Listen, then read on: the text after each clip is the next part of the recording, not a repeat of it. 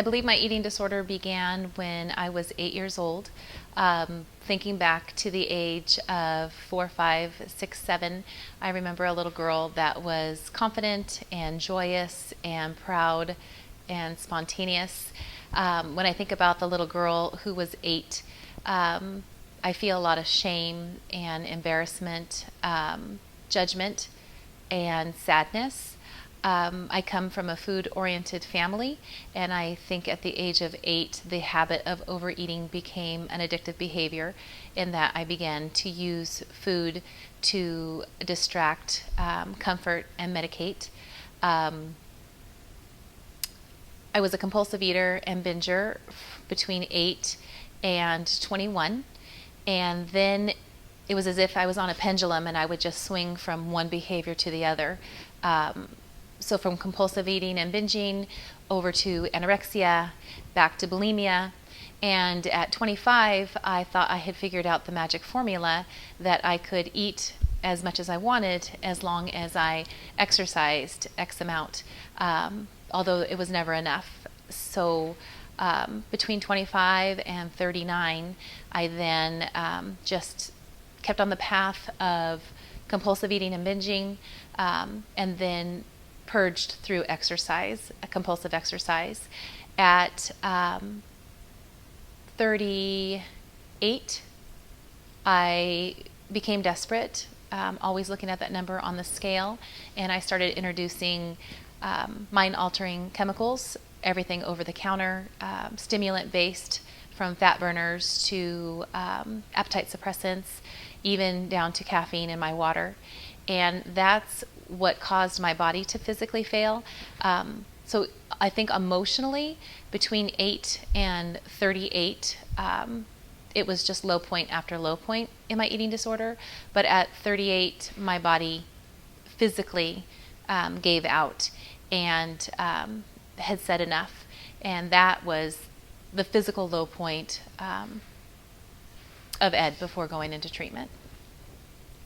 When I was hospitalized, when I was 38, and was told after 4 days and every test imaginable for organ failure, and was told that there was nothing physically wrong with me, that I had a severe eating disorder and I needed to go inpatient tomorrow.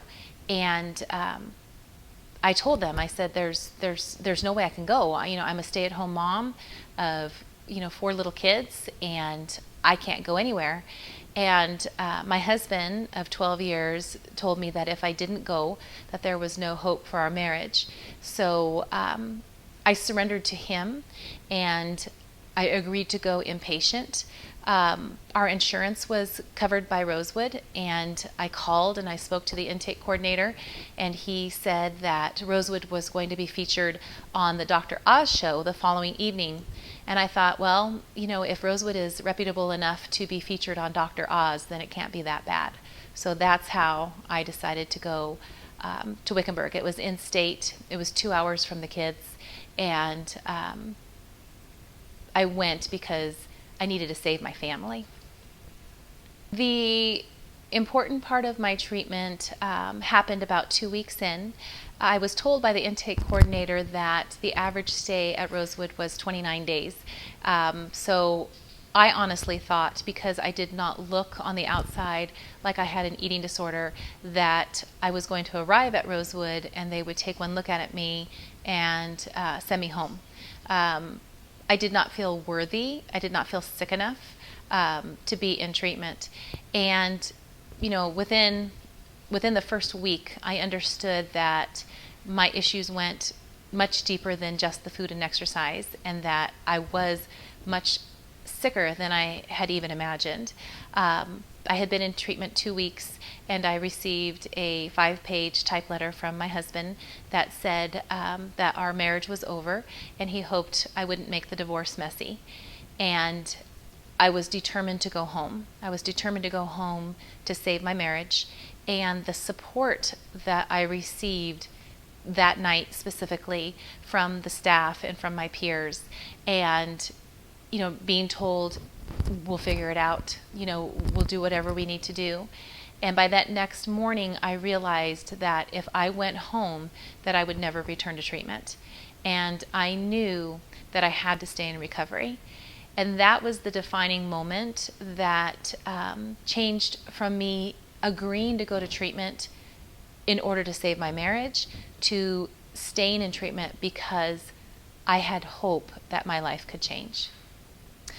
So almost 4 years post-treatment, actually this month, it was 4 years ago this month that I became sick in October and was hospitalized on the evening of my 39th birthday. That was November, and agreed to go inpatient in January 2011. 5 weeks at the ranch, 5 weeks at Capri, and 5 months at Tempe IOP. I still attend therapy weekly. I now attend dietary monthly. I live recovery. We attend Celebrate Recovery. I have a sponsor that I meet once a week. And so most days I do something that is recovery focused, whether it's giving support or asking for support.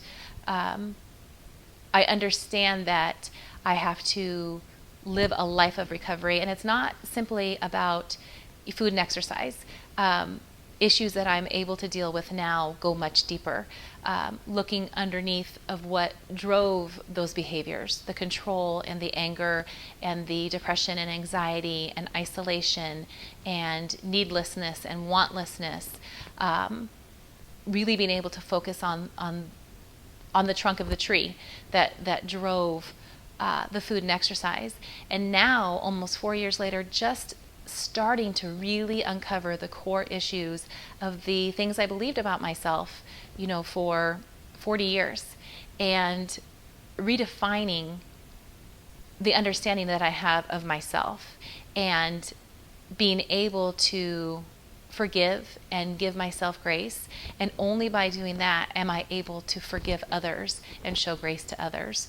So I'm at a place now where I'm really starting to feel some peace, and I'm able to recognize my growth and to feel differently as an individual. Just do as you're told.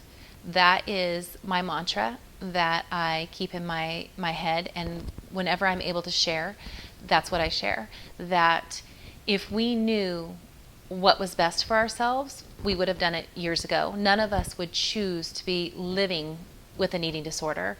And when I came to Rosewood, my higher power at that time was my treatment team. And I made the commitment that I was going to do whatever they told me to do. And I don't always like it. I don't always agree. But to this day, when I have a dietary session, when I meet with my therapist, I continue to do as I'm told and trust that others know what's best for me.